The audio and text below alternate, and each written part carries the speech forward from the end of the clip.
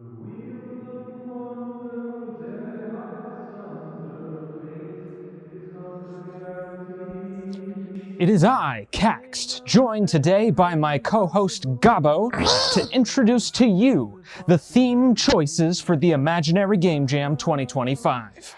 At the time of this video posting, the poll will be live on the Imaginary Game Studios Discord server, so if you haven't joined it yet, now is the time. Link on the Jam page description or in the description of this YouTube video. Wherever you're watching this, there's also going to be a link to join the Discord to cast your vote for the theme of the Imaginary Game Jam 2025.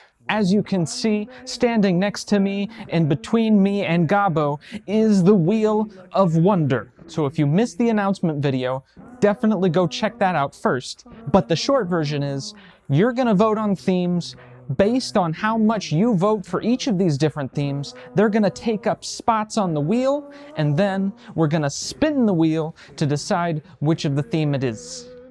But what is our theme, I hear you asking? Well, let's get to it. Theme number 1, fantasy. The fantasy theme is exactly what you expect it to be. Have you played Dungeons and Dragons? Have you played World of Warcraft? Have you played Final Fantasy before? Then you'll know exactly what to expect from this. I want to be transported into a magical world filled with all kinds of species and spells and rituals. I want elves to be serving me grapes from fruit carts. I don't even know what a fruit cart is. We're talking castles, dungeons, not the sewer level. We don't need a sewer level here. That's probably one of the other themes. Forests, rolling hills. And if there's bad guys, you call them monsters, because then you can get away with chopping their heads off, and it's okay, because they have no humanity. Unless if it turns out that was just political propaganda the whole time, and the monsters were people too. But you get the gist. There's gonna be dwarves, there's gonna be axes, there's gonna be swords, there's gonna be sword axes. What fantasy games have you played? There's gonna be bows and arrows? I don't think there's gonna be football. What is this? Bombs! There can be bombs. No human has ever encountered a bomb in real life unless if you're a bomb demolitions expert. But in fantasy life, a freaking guy on a corner store, he's selling out bombs. You get like buy two, get one. I don't know why all these fantasy people need so many bombs, but you know they're there. The core theme with fantasy games is the journey, you know? You got adventurers that go together on adventures, and they have guilds with quests and levels and classes. It's starting to get a little overlapped with RPGs, but fantasy and RPG, that's like Ben and Jerry right there. You know what I'm saying? That's like mint and ice cream. I already did ice cream. That's no good. There's your overview for the fantasy theme. Now let's see what's the next one.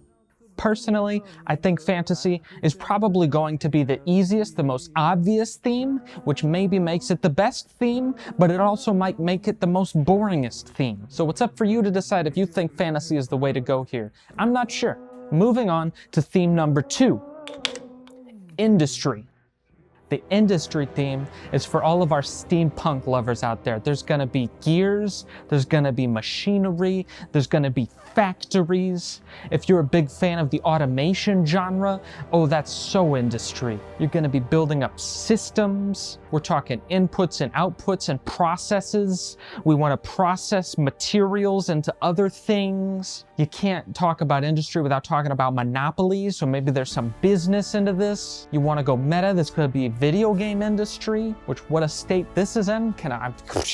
We're talking, you know that scene from Attack of the Clones with C-3PO and R2-D2 doing gymnastic cartwheels on all them conveyor belts with molten lava pouring down on their heads?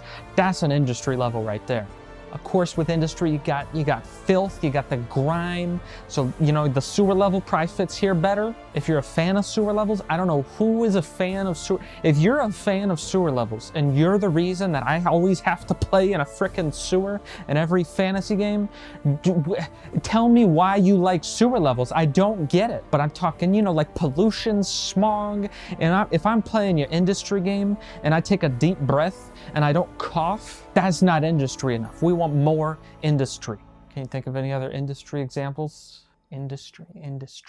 You know, Fable 3 always did that thing with industry, where like the more technological you get, the more you lose your connection to the magical world. That was a choice. Maybe not the best choice for Fable, but they made it. That's your second theme option, industry.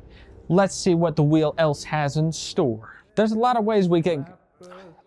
Don't look at me. I see you looking at me. That's okay, you can look at me. I'll give you a pass. Now we start to get into some of the more creative interpretations of this theme. If we do get into the industry side of things, I'm really excited to see all the different ways you guys interpret what some of these things can mean. Moving on to theme number 3, city. The third theme is city. Don't I already say that? I already say that. I don't have to say that in this part. The city theme might seem like a gimme. We've all played video games where you go to cities. But I really want you to dig down and I want you to think. What are those feelings you get when you're exploring a city? How is it different to explore a city versus any other kind of world? You've delved through hundreds, if not thousands, of dungeons in your video gaming life and forgotten about most, if not all of them. But cities, those stick with you. They have culture, they have community. There's local businesses, there's corporations all living together in this one ecosystem, battling it out, all trying to carve their own little space to survive. You got little cities, you got big cities, you got ancient cities, you got techno-future cities. You got Cyberpunk 2077 city, but you also got the Imperial city. You want me to feel like I'm in your city? I want pedestrians, I want traffic, I want bodegas, buildings, obviously buildings. You can't have cities without buildings, which means architecture, which means history. If you're gonna make a city level, I want you to think, how did these people get here? How do they get around? What do they do to make money? How do they interact? What's the culture? What events are going on? What are some community events? Level designers are obsessed with verticality, and never in any kind of environment has it made more sense or been easier to pack all the verticality you want into some giant frickin' skyscrapers. If you choose the city theme, this could be your chance to build that video game city of your dreams. On to the fourth theme on the Wheel of Wonder.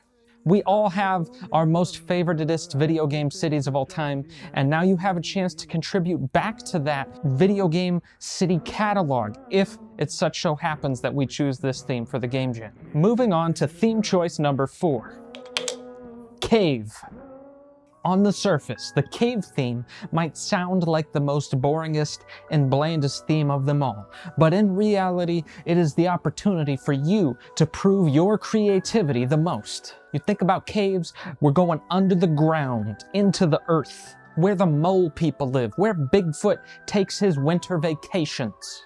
We're talking spelunking. If you got claustrophobia, maybe don't pick the cave theme. If you want to make a horror experience, this is probably gonna be the spookiest setting of the 5. Well, alright, that 5th theme is a doozy, but we'll get to that in a minute. But think about all the different ways you can transform a cave theme into a cave biome. I'm talking glowy magical crystals, I'm talking cave mushrooms with bioluminescence. I'm talking those deep sea creatures that when you look at them, you think maybe AI invented those. I'm talking vampires and vampire bats. Things that ain't ever seen the sunlight before. I'm talking that book series, City of Embers. Remember that? Did anybody else read that? That was like a big deal for like a year or something in like 3rd grade, I think.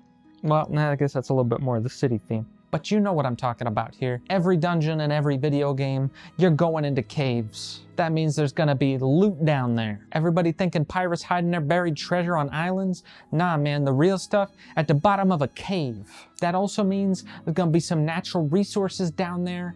We're going digging for gold, boys, yeah? We're talking Indiana Jones, Donkey Kong minecarts down here. There's gonna be underwater cisterns, rivers, pools, of who knows what kind of mystical liquids down there. And maybe, you know, you get a little hungry, you set up a little camp in your little cave site, and then you go fishing. You know, you just reeling some cave fish. Everybody loves a good cave fish. We all know the most dreadful cave experiences. I'm talking, you gotta use the HM flash to see. You gotta deal with Zubats every 3 steps. You're going in the forest and getting lost in these frickin' cave systems looking for that frickin' grapple hook or whatever the fudge you need in that game. This is your time to plant your flag and show how a cave theme level is supposed to be done. let's explore the underground together with the cave theme.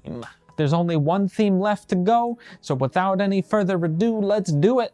Now, caves can be dark and spooky, okay? You know what I'm just saying? You will never ever catch me actually spelunking in real life. That's just not gonna happen. But you might catch me spelunking in your game if this is the theme that we end up choosing. Moving on to the final theme. Flesh pit? Oh boy, yeah, this one's a little bit of a doozy, ain't it? Because this is a family-friendly jam, right? So if you want to play like Game the ESRB Simulator, this is the theme for you. The trick here with the Flesh Pit theme is that we're not just looking for super explicit violence and gore. You can make a violent video game in any theme. The thing that makes Flesh Pit special is just how gross and icky it is. However claustrophobic you might be, you would rather wake up tomorrow morning in a cave than in a giant flesh pit. You know what I'm saying? If you ain't seen that Mystery Flesh Pit National Park creepypasta, go look it up. Otherwise, I'm talking, you know, Doom Eternal with all these organs overtaking the world. I'm talking the Nether from Minecraft. I'm talking organs. You want to make some organic stuff with beaten hearts and kidneys and spleens, doing whatever spleens do? Then you need to buy yourself a one-way ticket to the Flesh Pit theme and pick this one. Just remember, we're going for gross, disturbing, perturbing, undulating. And I don't even want to begin to think about the types of organisms that would make their homes in a flesh pit biome. There is a more kid-friendly approach here. It doesn't all have to be all gross. Just think Osmosis Jones, you know? You're a part of a living organism. You're helping things move along the way that they're supposed to. Life, it's a beautiful thing. So there you have it. That's the Flesh Pit theme, and that's all 5 themes for the Imaginary Game Jam 2025 poll.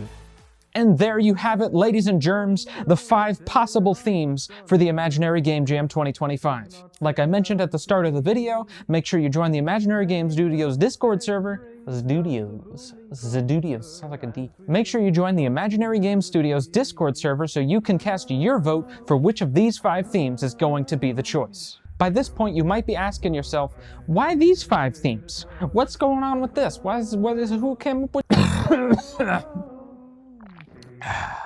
It just so happens that each of these 5 themes correspond to the 5 level themes of Rogue Climber, the game that's on my shirt. Wow! See, it all comes together. It's all connected. It's like the MCU before the Eternals and Black Widow movie. You got 1 week to cast your vote, but don't wait, go do it now. And then a week from now, at the start of the jam, I'm gonna fill up this wheel based on what you've chosen, and then there's only one thing left to do. Show it some love, and give it a tug, and spin, spin, spin!